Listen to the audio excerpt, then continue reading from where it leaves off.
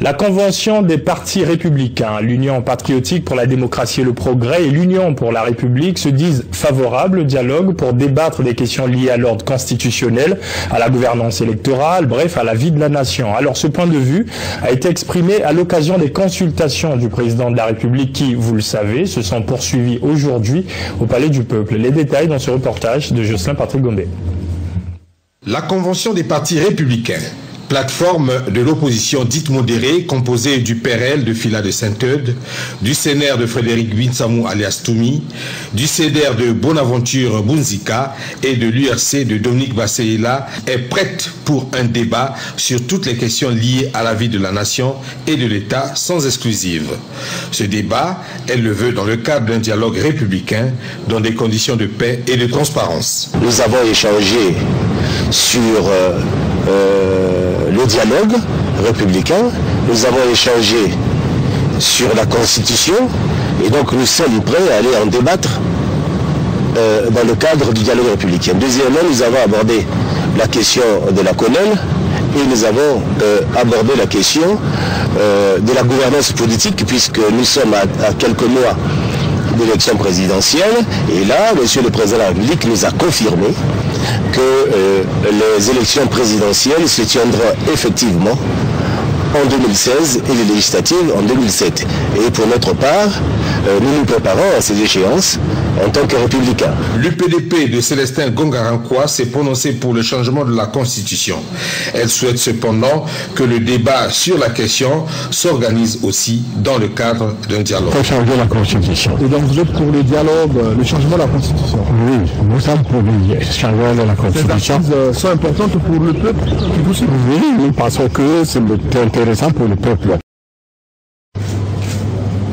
La dynamique républicaine pour le développement, partie de la majorité présidentielle, reste favorable à la tenue d'un dialogue républicain pour plancher sur l'avenir de la nation congolaise.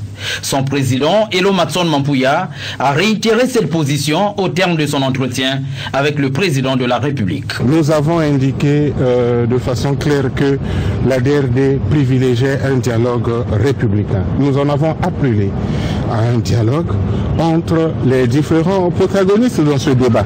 Pour l'heure, nous considérons que nous devons de façon dépassionnée, en toute responsabilité et de manière sereine, aborder ces questions dans le but de trouver un consensus. Parce qu'il est hors de question de crisper l'atmosphère, il est hors de question d'entrer dans des invectives, il est plutôt question d'apaiser et de façon sereine d'entrer dans ce débat. Autre mouvement politique consulté par le chef de l'État, c'est le Centre solidaire conduit par Luc Daniel Adamo Matita. Nous avons proposé donc au président de la République de tenir un dialogue national inclusif qui nous permettrait donc de préparer l'avenir.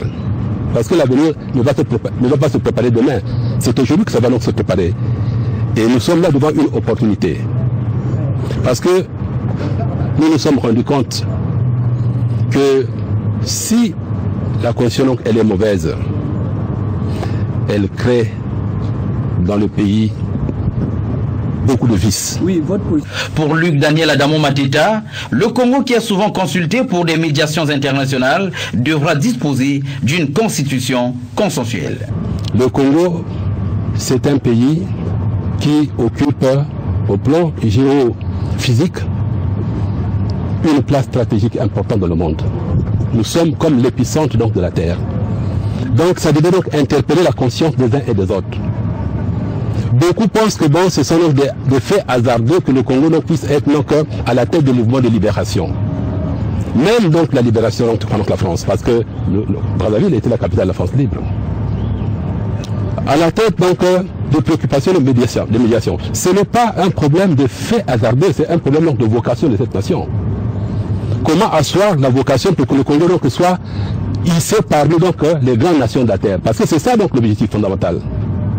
Et ce n'est pas avec cette condition que nous pouvons donc arriver donc à cette fin-là.